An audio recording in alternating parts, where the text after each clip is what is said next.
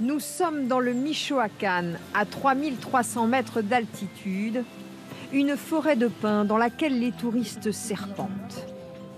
Au bout du chemin, les papillons sont là.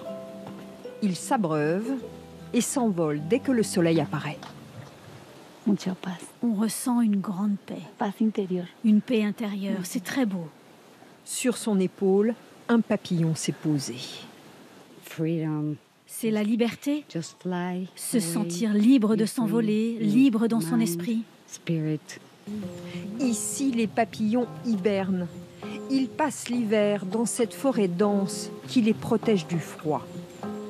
Regardez ces grappes, on dirait des feuilles. Ce sont des millions de papillons. Images insolites de ce migrateur venu du Canada. Son parcours 4000 km, il faut 4 générations de papillons pour arriver jusque-là. Les premières, deuxième et troisième générations ne vivent que 4 à 5 semaines pendant la migration. Alors que la quatrième et dernière qui arrive ici vit entre 8 et 9 mois. C'est un mystère, on ne sait pas pourquoi cela résiste si longtemps. Des papillons fragiles. Ici, nous sommes dans un sanctuaire ouvert aux touristes. Les arbres, habitat des monarques, sont protégés par des gardiens, car le plus grand danger pour les papillons est la déforestation sauvage. S'il n'y a plus d'arbres, il n'y a plus de papillons. On surveille nuit et jour pour éviter les coupes illégales. La forêt est un enjeu financier considérable. Il y a 10 ans, avec les coupes sauvages, les papillons ont failli disparaître. Cimetière de San Luis, près de la réserve des papillons. Homero Gomez nous emmène sur la tombe de son père, qui fut l'un des premiers protecteurs des monarques. Le père est mort il y a 2 mois. Son corps a été retrouvé au fond d'un puits.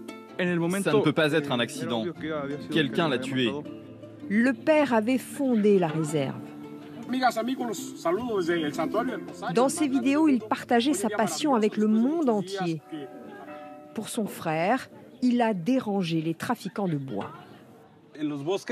Tout autour de la réserve, il y a des coupes illégales de bois. Et mon frère est allé contre les intérêts de ceux qui pillent la forêt. L'enquête, en tous les cas, n'avance pas. À Ocampo, les monarques sont partout, notamment dans les boutiques d'artisanat. Ils font vivre ces Mexicains, dont les femmes préparent les tortillas de maïs noir. Si les papillons disparaissent, ça serait très dur économiquement. Grâce à la réserve, on fait vivre la famille. Ça serait très difficile. Les efforts de protection des monarques ont porté leurs fruits. Les papillons n'ont pas disparu. Et aujourd'hui, ils sont prêts à repartir vers le nord, entamer une nouvelle et grande migration.